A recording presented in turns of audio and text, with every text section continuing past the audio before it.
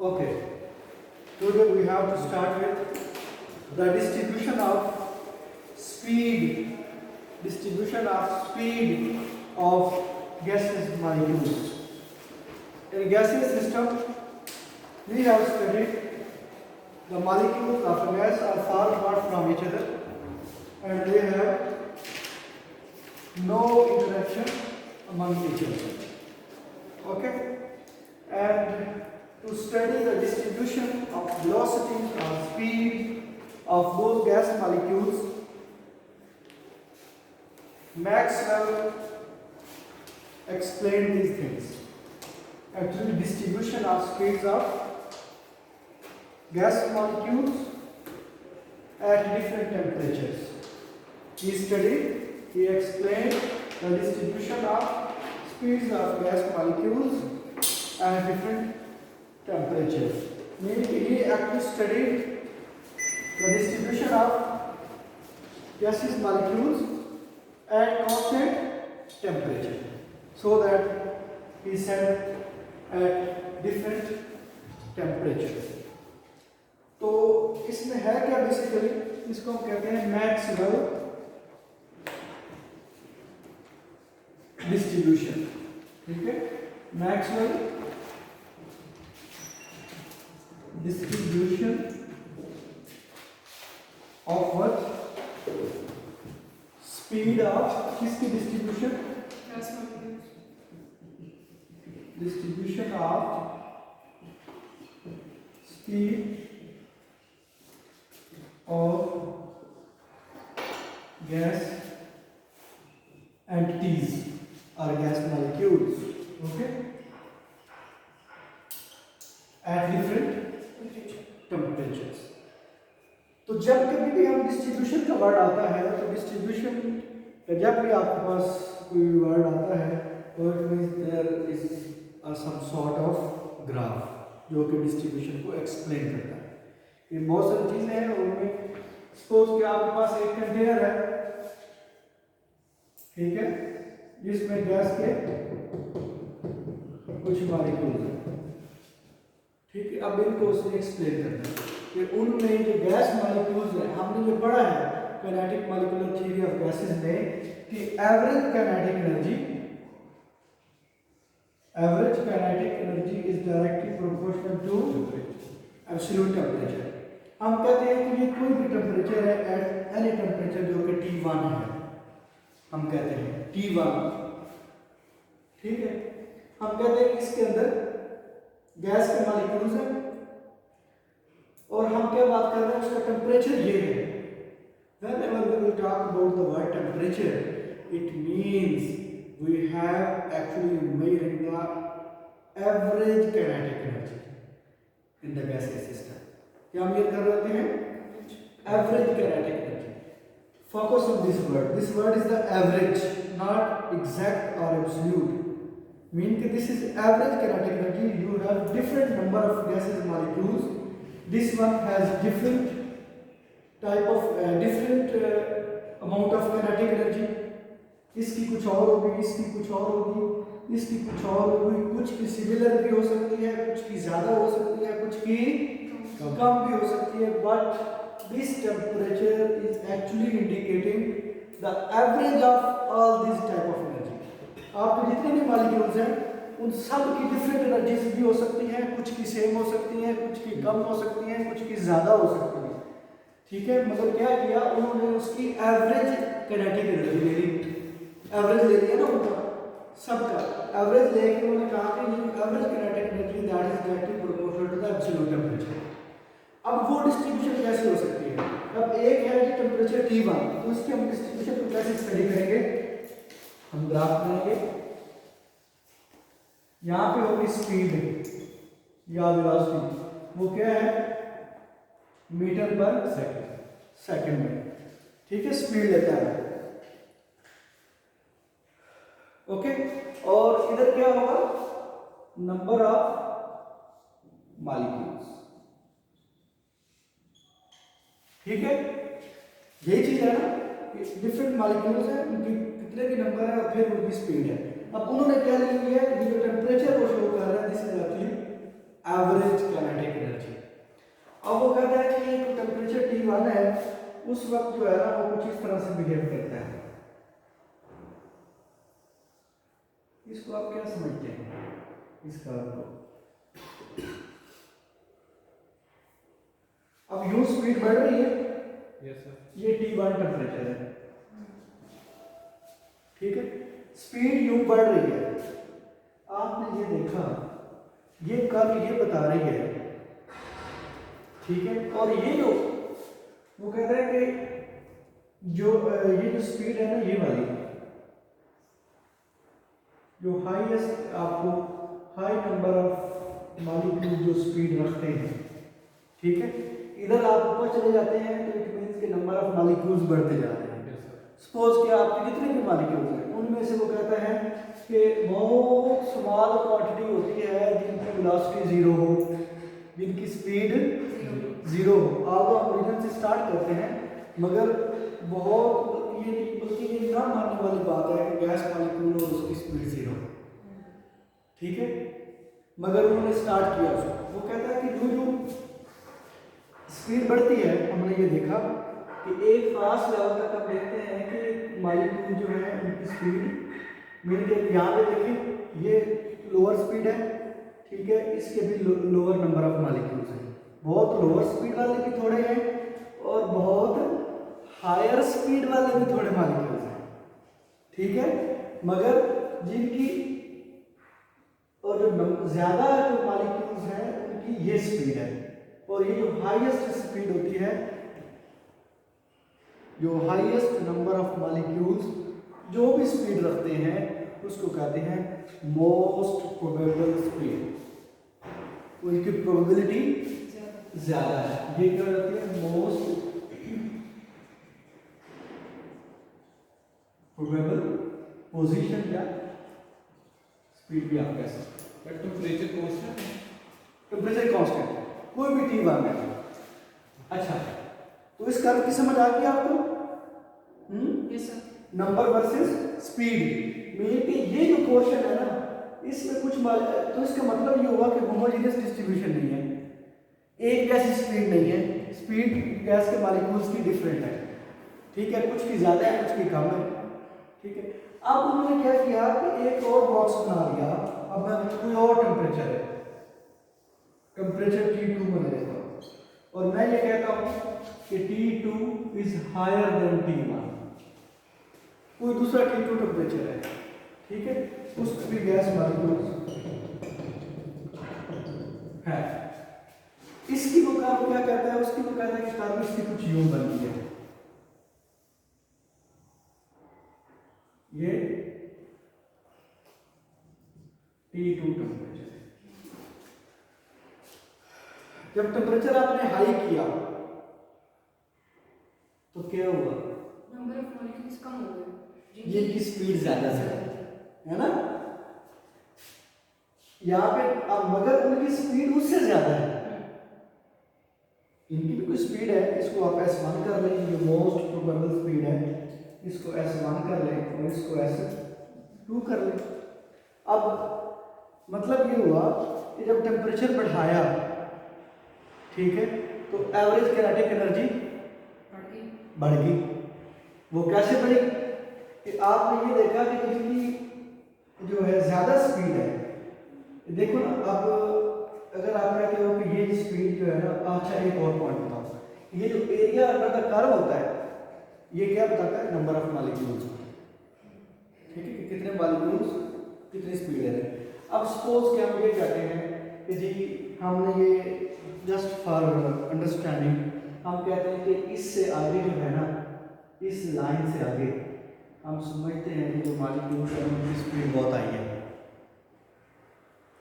Just understanding के लिए कोई भी एक पॉइंट ले लें आप कहते हैं कि हम ये पॉइंट लेते हैं ये वाला, और हम कहते हैं कि अगर इससे आगे मॉलिक्यूल जो होंगे ना जिनकी स्पीड होगी, हम कहेंगे कि यार वो मॉलिक्यूल उनकी स्पीड ज़्यादा है, और जो इससे पीछे है वो रिलेटिवली स्लोअर स्पीड है। अब आप मुझे बताएं, अगर ये कर्व जो है, कर्व का जो एरिया है ये नंबर ऑफ मॉलिक्यूल्स को बताए, और हम ये टारगेट कर रहे हैं कि ये इससे आगे जो है वो स्पीड ज़्यादा है, तो क्या रेड वाली कर्व में नंबर ऑफ मॉलिक्यूल ज़्यादा है या ब्लू वाली में? ब्लू वाली में है ना, एरिया अंडर द कर्व चूंकि उसका Exactly. ज़्यादा था। तो इसका मतलब ये हुआ कि बोल्ड मैक्सवेल ने ये डिस्ट्रीब्यूशन दी कि जब टेम्परेचर आप इंक्रीज करते हैं तो किनेटिक एनर्जी बढ़ती है, ठीक है, स्पीड भी बढ़ती है और नंबर ऑफ मॉलिक्यूल्स जिनकी स्पीड ग्रेटर होती है वो भी बढ़ जाते हैं। लेकिन सर वो कर्व तो नीचे है ना, मतलब जी अगर सर। उसको y एक्सिस से करें रिलेट तो उसकी वैल्यू तो कम आएगी डी पे नंबर ऑफ मॉलिक्यूल्स की। इसकी लेकिन कर्व नीचे है सर। कर उसको अब देखें ना, हम क्या कह रहे हैं, पॉइंट क्या है कि हमने ये एक टारगेट लिया, इसको मैं कहता हूँ ब्लैक से मैं नोट करता हूँ, सपोज कि हम कहते हैं कि ये हमारा रीजन है, हमने इस रीजन को सिलेक्ट कर रहे हैं, इससे आगे इससे आगे हमने मॉलिक्यूल्स को सिलेक्ट करना है, इससे पीछे वालों को हमने इग्नोर पीछे वालों को भी छोड़े, हम कह रहे हैं कि इससे आगे हम कहते हैं कि ये स्पीड बड़ी कम है, चाहे इसमें ये भी है या नहीं है, हम दोनों को कंपेयर कर रहे हैं ना। हम कहते हैं कि लेट्स से कि ये 0 है, यहाँ तक 100 है और ये फिर 200 है और ये 300 है, ठीक है, हम ये कहते हैं। अब यहाँ तक तो 100 है, ठीक है, और यहाँ तक 200 है। अब आपने ये इधर से आप यूँ कर लें, ये वाला एरिया कर लें कि भाई आपने बताना है कि वो मॉलिक्यूल्स जिनकी स्पीड 100 और 200 के बीच में है वो ब्लू वाली कर्व में ज़्यादा है या रेड वाली? यही मैं बताना चाह रहा हूँ कि ब्लू वाली कर्व में ज़्यादा है ना। क्यों ज़्यादा है? क्योंकि हमने जब टेम्परेचर बढ़ाया T2 is greater than Ti, temperature बढ़ाने से हाई स्पीड वाले नंबर ऑफ मॉलिक्यूल्स बढ़ जाते हैं। यहाँ पे भी तो वही है, ठीक है, इधर भी अगर हाई स्पीड वाले बढ़ गए, ये ज़्यादा है मगर ये स्लो स्पीड वाले ज़्यादा है। अब पॉइंट समझ आया? और इसलिए हाई स्पीड वाले जाने से अब पॉइंट समझ आया। तो काइनेटिक एनर्जी क्यों बढ़ी? क्योंकि आपने जब टेम्परेचर बढ़ाया तो एवरेज काइनेटिक एनर्जी में क्यों बढ़ी? सर उन्होंने एनर्जी गेन की मॉलिक्यूल्स ने, हाँ। ज़्यादा तेजी से मूव करने लगे। मूव किया और वो मॉलिक्यूल जो ज़्यादा स्पीड से मूव कर रहे हैं उनकी कंसंट्रेशन बढ़ गई। मसलन एक सिलेंडर है या एक कंटेनर है, उसमें 10 मॉलिक्यूल है, आपने को टेम्परेचर 1 दिया, उसमें क्या हुआ कि 2 मॉलिक्यूल्स हैं जिनकी स्पीड हाई है, 5 वो हैं जिनकी स्पीड जो कि मोस्ट प्रोबेबल स्पीड है, मीन कि उसमें 5 मॉलिक्यूल्स वो हैं जिनकी स्पीड ये है, 2 मॉलिक्यूल्स वो हैं जिनकी स्पीड 100 से ऊपर है, पीछे कितने बार गए 3 मॉलिक्यूल्स वो हैं जिनकी स्पीड इस मोस्ट प्रोबेबल स्पीड से भी कम है। ठीक होगी बात? अब आपने टेम्परेचर बढ़ा दिया, टेम्परेचर बढ़ाने से क्या हुआ कि 8 मॉलिक्यूल्स वो हो गए जिनकी स्पीड 100 से ज़्यादा है और 2 मॉलिक्यूल्स वो हो गए जिनकी स्पीड 100 से कम है।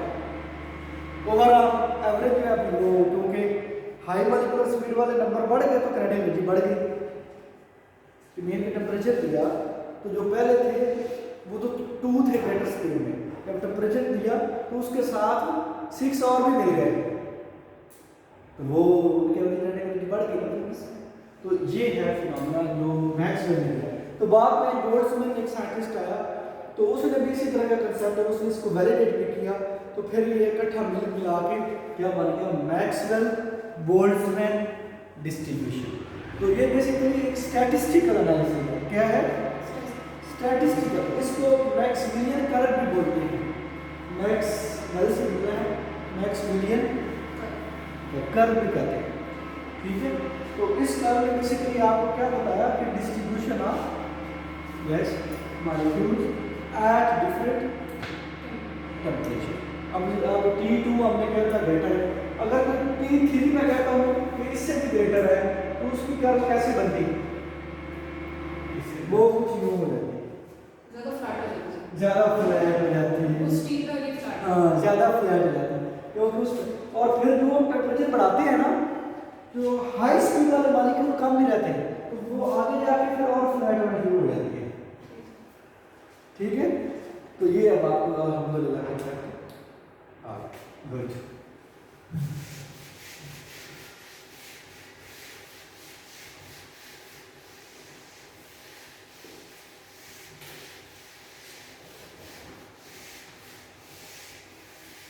सर जब टेम्परेचर हाई करते हैं जी बेटा, तो जिनकी मोस्ट प्रोबेबल स्पीड होती है उनकी भी स्पीड इंक्रीज होती है। मोस्ट प्रोबेबल स्पीड, हाँ वो तो हर कर्व की डिफरेंट होगी ना, स्पीड तो इंक्रीज ही होगी, मोस्ट प्रोबेबल स्पीड भी बढ़ जाएगी।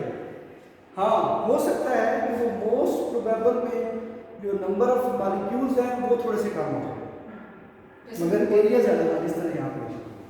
ठीक है, अच्छा इसके बाद आज हम स्टार्ट करते हैं लिक्विड्स को, गैसेस पे यहाँ तक। अच्छा सर, वो जो बोल्ट्जमैन आपने बताया सर, उसने किस तरह वेरीफाई किया था? नहीं वो स्टैटिस्टिकल एनालिसिस है, वो आपको नहीं पढ़ाना, वो ना स्टैटिस्टिकल प्रूफ है।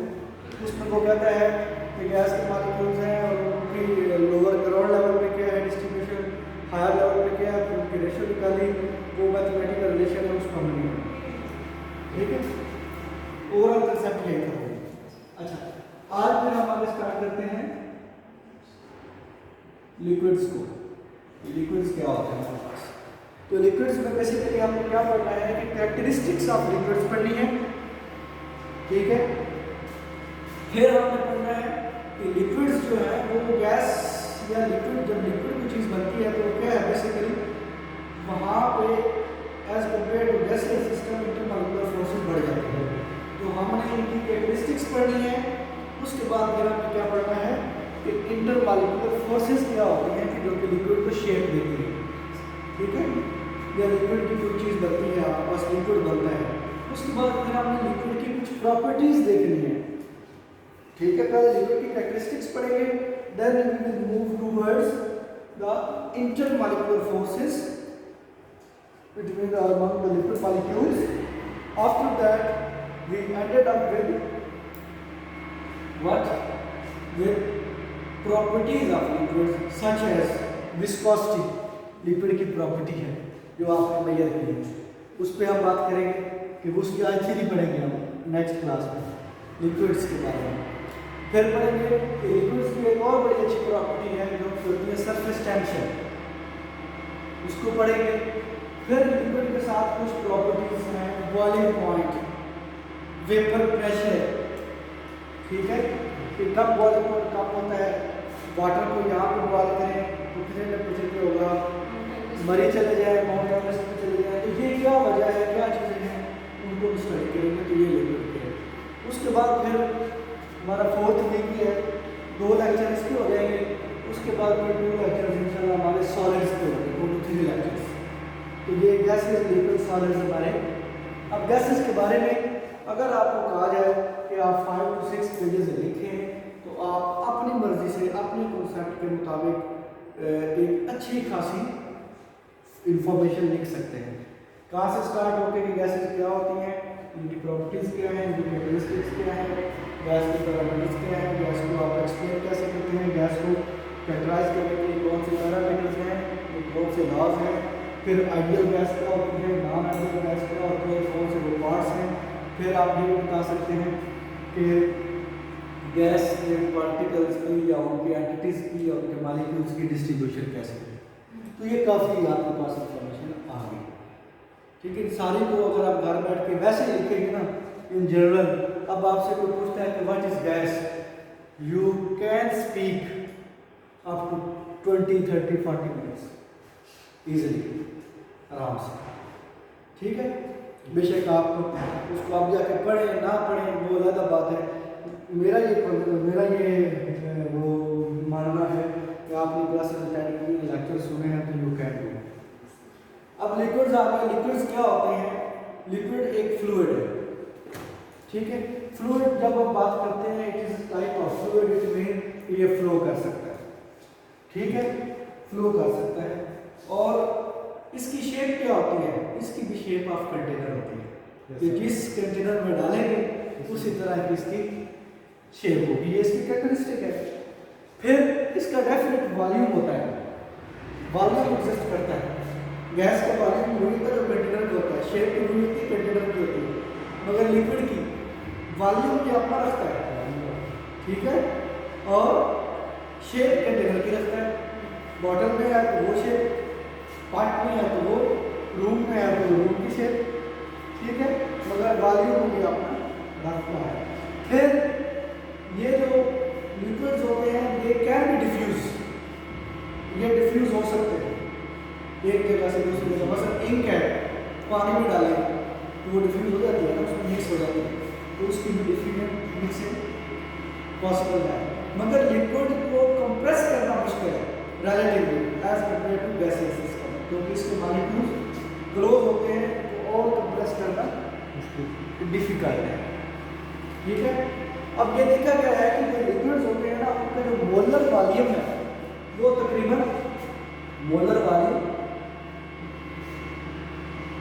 ऑफ लिक्विड्स जो है वो तकरीबन 10 to 100 सेंटीमीटर होता है लिक्विड्स का, और गैसेस का कितना होता है?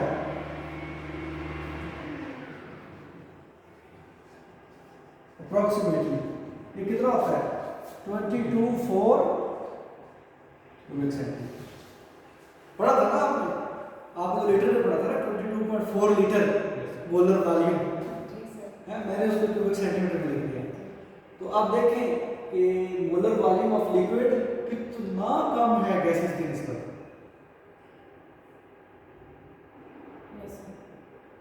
ज्यादा कम है। ये गैसेस क्या है और ये लिक्विड क्या है?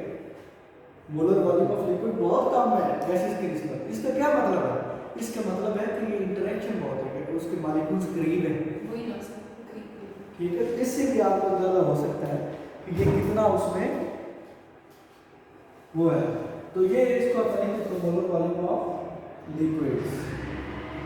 किसी स्पेसिफिक लिक्विड में नहीं, ये जनरल बताया, जनरल बताया, जनरल टर्म। ठीक है, अच्छा, फिर लिक्विड्स मूव कर सकते हैं, गैसेस भी मूव करते हैं। ठीक है ना, इनको कंप्रेस नहीं किया जा सकता, मुश्किल है as compare to gases system के। ठीक है, आप इसको पोर्टेबल भी है, मतलब आप इसको कैरी कर सकते हैं। ठीक है, मगर अब इनकी फिर यूजेस डिफरेंट हो जाते हैं। ठीक है, अब ये लिक्विड्स में जो ये सारी चीज़ें हैं ये किस वजह से है? जो वॉल्यूम का रिड्यूस होता है एज कम्पेयर टू गैसेस के। 1 मोल आप गैस कर लें तो वो इतना वॉल्यूम लेगा at standard temperature and pressure. अगर लिक्विड का लें तो वो इतना वॉल्यूम लेगा, है। यही वजह है कि आप बहुत सारा गैस लेके उसको लिक्विफाई करें तो वो थोड़ा सा वॉल्यूम लेगा। स्ट्रक्चर में फर्क है। गैसेस के मॉलिक्यूल, गैस सबसे इम्पोर्टेंट पॉइंट जो है that is the interaction between और अमंग द मॉलिक्यूल। लिक्विड्स में वो इंटरेक्शन स्ट्रॉन्गर है as compare to gaseous system. तो वो जो स्ट्रॉन्गर है इंटरेक्शन वो किस वजह से है? Yes, that is due to intermolecular forces। उस पर बात करेंगे हम। ठीक है, तो किस वजह से? that is due to intermolecular forces। तो आपने फोकस किस वर्ड पे करना है? इंटरमॉलिक्यूलर पे। Intermolecular mean between the molecules. Okay, between the molecules, तो उनके बीच में जो फोर्सेस होती हैं वो इंटरमॉलिक्यूलर। इन फोर्सेस, ये जो फोर्सेस होती हैं ना, ये किस पे ज़्यादा इफेक्ट करती हैं? फिजिकल प्रॉपर्टीज पे। इंटरमॉलिक्यूलर फोर्सेस ज़्यादा किस पे इफेक्ट करती हैं? फिजिकल प्रॉपर्टीज, मसलन पैरामीटर्स या प्रॉपर्टीज, मसलन melting point, boiling point, vapour pressure, viscosity, surface tension, ये बहुत सारी चीज़ें जो हैं ये इंटरमॉलिक्यूलर फोर्सेस की वजह से होती है। ठीक है, मसलन हम अभी, और एक होती है इंट्रामॉलिक्यूलर फोर्स। इंट्रामॉलिक्यूलर फोर्स होती है वो स्ट्रॉन्गर होती है एज कंपेयर टू इंटरमॉलिक्यूलर। इसलिए जो इंटरमॉलिक्यूलर फोर्सेस होती है ना, इनको वीक फोर्सेस भी कहा जाता है।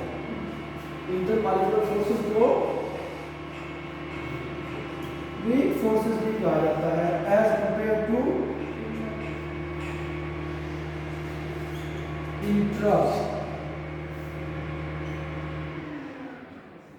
इंट्रामॉलिक्यूलर कौन सी होती है? कोवलेंट बॉन्ड है, केमिकल बॉन्डिंग कितनी है? ये within the molecule, within the covalent है, आणविक है। ठीक है, ये जो बॉन्डिंग होती है ना केमिकल बॉन्डिंग, बेसिकली क्या है ये? Chemical bonding. तो ये इंट्रा हो गया।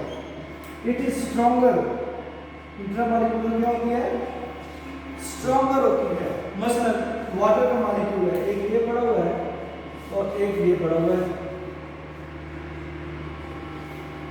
अब एक ये मॉलिक्यूल है, एक ये, इनके दरमियान जो फोर्स है इसको क्या कहेंगे, इंटरमॉलिक्यूलर फोर्स। और ये जो बॉन्ड्स बने हुए हैं ये वाले, ये और ये इंट्रा है। इसके लिए ये क्या होगी, इस एक मॉलिक्यूल के लिए ये क्या फोर्स है,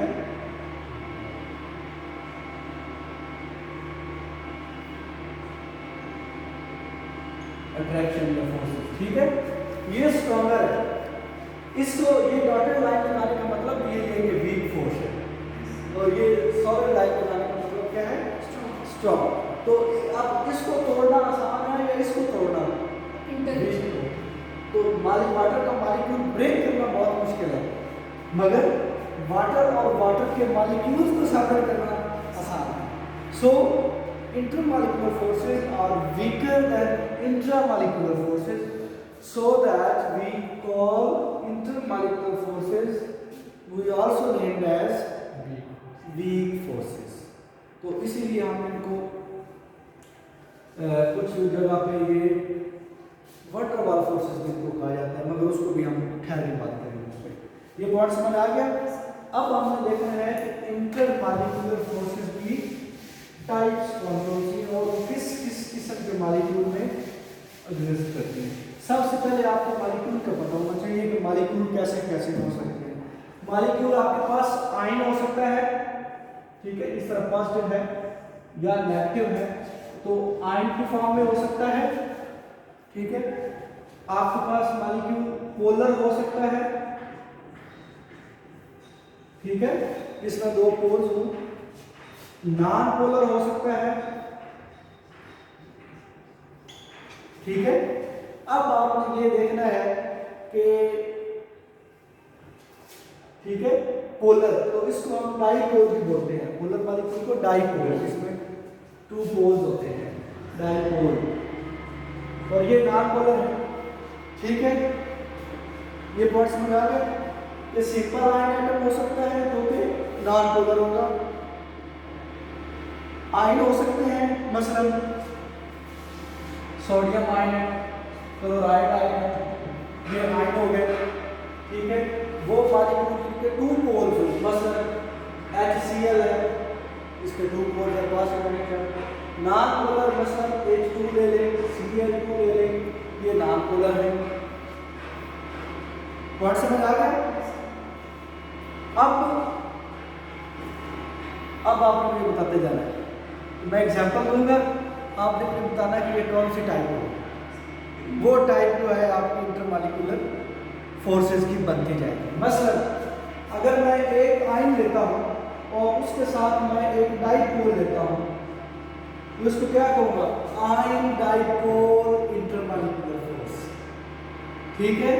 इसमें क्या मतलब होगा कि एक आयन होगा और एक पोलर मॉलिक्यूल होगा, तो इसको क्या कहेंगे, आयन डाइपोल इंटरेक्शन। अगर मैं दोनों डाइपोल लेता हूँ, पोलर मॉलिक्यूल लेता हूँ, तो ये क्या हो जाएगा, डाइपोल डाइपोल इंटरमॉलिक्यूलर फोर्सेस, ठीक है।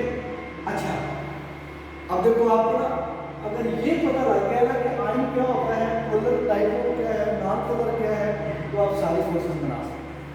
पहले हमें टीचर कैसे याद करवाते थे कि जी ये चीज़ नहीं बताते थे, इस चीज़ को ना बताने से हम ना तो एग्जाम्पल ये सही तरह बता सकते थे उनकी, ना टाइप बता सकते थे।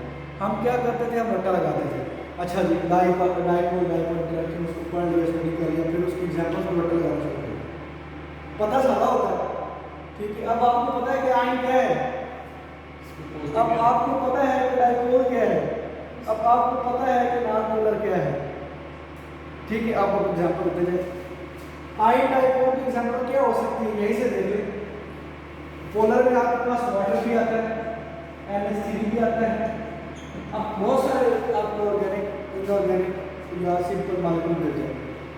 अब आयन डाइपोल की एग्जांपल क्या होगी कि एक आप सोडियम ले लें और एक वाटर ले लें, है सोडियम को वाटर में डिसॉल्व करवा दें, ये आयन डाइपोल रिएक्शन है। ऐसी फोर्सेस जो है वो क्या होंगी, आयन डाइपोल रिएक्शन। अभी मैं इनको एक्सप्लेन भी करूंगा। डाइपोल डाइपोल में क्या है, आप एक वाटर ले लें दूसरा भी वाटर ले लें,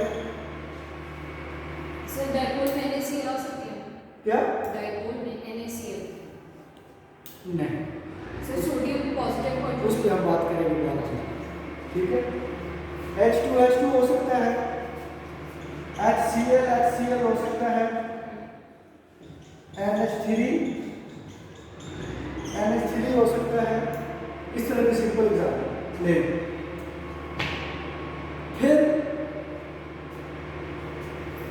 फिर आप क्या करें, अब जो अगली बात करनी है, अगर हम आयन और नॉन पोलर मॉलिक्यूल ले लें, एक आयन ले लिया आपने प्लस नॉन पोलर ले लिया, अब क्या होगा, ये कौन सी रिएक्शन होगी। अब क्या होता है कि एक नॉन पोलर आपने रखा हुआ है, ये बेटा समझिएगा, आपने मुझसे मुझे नाम बताना है, फिर हम उनकी एक्सप्लेनेशन की तरफ आएंगे वन बाय वन। ये आयन है, कोई भी पॉजिटिव आयन, ये न्यूट्रल पड़ा हुआ है, जब ये इसमें इलेक्ट्रॉन सराउंड करते हैं और अंदर इसके पॉजिटिव चार्ज होता है न्यूक्लियस का, यही है ना, ये इलेक्ट्रॉन्स है, ये तो बैलेंस्ड होते हैं। जब ये पॉजिटिव इसके करीब आएगा, क्या ये इन इलेक्ट्रॉन को डिस्टर्ब नहीं करेगा, करेगा ना, इसका इलेक्ट्रॉनिक फ्लो डिस्टर्ब करेगा। जब इलेक्ट्रॉनिक फ्लो किधर जाएगा, थोड़ा सा इस तरफ खींचा चला आएगा, ऐसे ही होता है ना, तो क्या होगा, अब आपने देखा है कि इसमें डाइपोल बनना शुरू हो गया है, तो क्या हुआ, हाँ बनना शुरू हो गया। तो इस प्रोसेस को क्या कहते हैं कि बेसिकली इस पॉजिटिव आयन ने नॉन पोलर में डाइपोल इंड्यूस्ड कर दिया है, इंड्यूस कर दिया ना, इसमें डाइपोल क्या कर दिया, इंड्यूस, पहले वो नहीं था मगर इंड्यूस कर दिया, तो इसको क्या कहेंगे, आयन, अगर नॉन पोलर है यहाँ पे तो ऐसी फोर्स को क्या कहेंगे, ये पढ़ा हुआ है आपने, dipole induced force, yes, ion dipole या आयन इंड्यूस्ड डाइपोल। हाँ जी, आप इसका कंसेप्ट समझ आया कि इंड्यूस्ड बेसिकली क्या होता है, ठीक है, आयन इंड्यूस्ड डाइपोल फोर्स। अच्छा जी, ये तो है। अब अगर मैं दोनों नॉन पोलर ले लूं, ये भी नॉन पोलर ले लिया, ये भी नॉन पोलर ले लिया, अब क्या होगा, नहीं अब देखिए अब क्या होता है, अब यहाँ पे अगला कंसेप्ट आपने यूज करना, इससे एक नई फोर्स जनरेट होगी, आपको पता है उस फोर्स का नाम भी पता है, वो कौन सी है, इंस्टेंटेनियस डाइपोल इंड्यूस्ड डाइपोल, पढ़ी हुई है ना आपने, लंदन डिस्पर्शन फोर्स पढ़ी हुई है, वो क्या थी, इंस्टेंटेनियस डाइपोल इंड्यूस्ड डाइपोल। अब आपने वो समझना है कंसेप्ट। अब आपके पास दो हैं, ये भी नॉन पोलर है, ये भी नॉन पोलर है, आप समझेंगे आपके पास एक ये मॉलिक्यूल है, पहले इसमें क्या होता है कि इलेक्ट्रॉन इसकी ग्रुप सराउंड करता है, मोमेंटरी, बहुत थोड़े टाइम के लिए हम ये कंसीडर करते हैं क्वांटम मैकेनिक्स में भी, इलेक्ट्रॉन थोड़ी देर अगर यहाँ पे ज़्यादा देर स्टे कर जाता है सपोज, तो इस साइड पे नेगेटिव चार्ज क्रिएट हो जाएगा, है यहाँ पे पॉजिटिव, बहुत थोड़ी देर के लिए। तो जब बहुत थोड़ी देर की हम बात करते हैं मोमेंटेरली मीन के for the very small moment, उसको हम कहते हैं इंस्टेंटेनियस, यही बोलते हैं, बहुत स्मॉल टाइम। तो इसमें क्या होगा, इंस्टेंटेनियस डाइपोल प्रोड्यूस हो जाएगा। उस इंस्टेंटेनियस डाइपोल के प्रोड्यूस होने से दूसरे मॉलिक्यूल में डाइपोल इंड्यूस हो जाएगा, ठीक है। क्या होगा, इसमें थोड़ी देर के लिए डाइपोल बनेगा इंस्टेंटेनियस, जब इंस्टेंटेनियस डाइपोल बनेगा तो जो साथ वाला है उस उतने ही मोमेंट के लिए उसमें डाइपोल क्रिएट हो जाएगा, उस इंस्टेंटेनियस की वजह से। तो वो क्या हो जाएगा, इंस्टेंटेनियस डाइपोल इंड्यूस्ड डाइपोल। अब मैं कहता instantaneous dipole induced dipole interaction होगी। अब आपको पता है कि अच्छा इसकी एग्जांपल क्या होगी बेटा जी, जिसमें आप दोनों नॉन पोलर ले लें, H2 ले लें, Cl2 ले लें, Br2 ले लें, है ऑर्गेनिक बड़े मॉलिक्यूल ले लें, ठीक है, वो सारे इस जो के नाम पोलर है। अच्छा आयन इंड्यूस्ड डाइपोल पे क्या करते हैं आप, एक आयन ले लें, सोडियम ले लें, इधर Cl2 ले लें, ठीक है, इंटरेक्शन से हट के अभी हम लोग बॉन्ड की बात नहीं कर रहे हैं, ठीक है, अभी वर्ड समझ आ गया आपको। अब कितनी फोर्सेज आपने पढ़ ली, चार।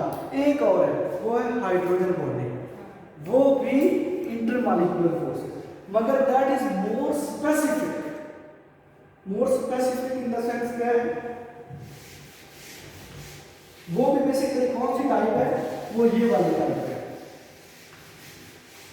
Dipole interaction. मगर इसमें क्या है, ये किसकी टाइप है, डाइपोल की टाइप है। एक सिंपल डाइपोल इंटरेक्शन है, एक हाइड्रोजन बॉन्डिंग है। Hydrogen bonding is stronger than simple dipole. Although hydrogen bonding is also a type of dipole interaction, मगर वो स्ट्रॉन्गर है। क्यों? हाइड्रोजन बॉन्डिंग डाइपोल इंटरेक्शन कब हाइड्रोजन बॉन्डिंग बनेगी, जब जो इंटरमॉलिक्यूलर फोर्स इंटरमॉलिक्यूलर बॉन्ड बन रहा है उसमें एक हाइड्रोजन हो और बाकी दूसरे मॉलिक्यूल में ऑक्सीजन, नाइट्रोजन या फ्लोरीन में से कोई एटम मोर इलेक्ट्रोनेगेटिव हो। जब कभी भी ये आ जाएंगे तो वो डाइपोल इंटरेक्शन जो है वो हाइड्रोजन बॉन्डिंग बन जाएगी, ठीक है। मसलन मैं कहता हूं कि आपके पास HBr है, ठीक है, इधर देखिए बेटा HBr ये पॉजिटिव है और ये नेगेटिव है, पोलर हो गया। HBr में जो फोर्स है वो कौन सी है बताओ, इधर से लेके वो डाइपोल इंटरेक्शन है। अगर मैं यहां पे U लिख दूं, अब है तो ये भी डाइपोल ही, मगर इसमें एक हाइड्रोजन आ गया, दूसरा ऑक्सीजन आ गया, जो कि मोर इलेक्ट्रोनेगेटिव है। यहाँ पे भी हाइड्रोजन है मगर दूसरा क्या है, Br है, जो कि मोर इलेक्ट्रोनेगेटिव नहीं है। तो ये भी डाइपोल है और ये भी डाइपोल है, मगर जब हाइड्रोजन और मोर इलेक्ट्रोनेगेटिव आ जाए तो वो हाइड्रोजन बॉन्डिंग बन जाए। इसी तरह इसकी एग्जांपल एक और लें,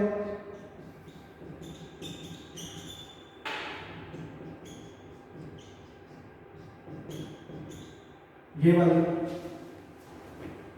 डाइपोल इंटरेक्शन, मगर एक हाइड्रोजन और दूसरा नाइट्रोजन आ गया।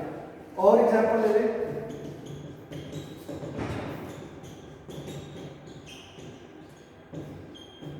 इसमें क्या है, ये भी डाइपोल इंटरेक्शन है, मगर ये पर्टिकुलर एक खास डाइपोल इंटरेक्शन है।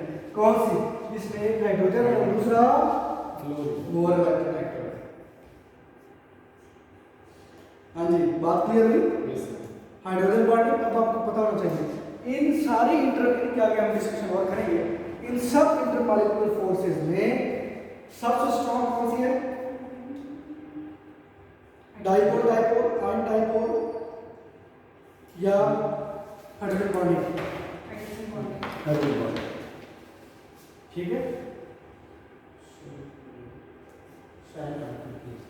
तो हाइड्रोजन बॉन्डिंग जो है वो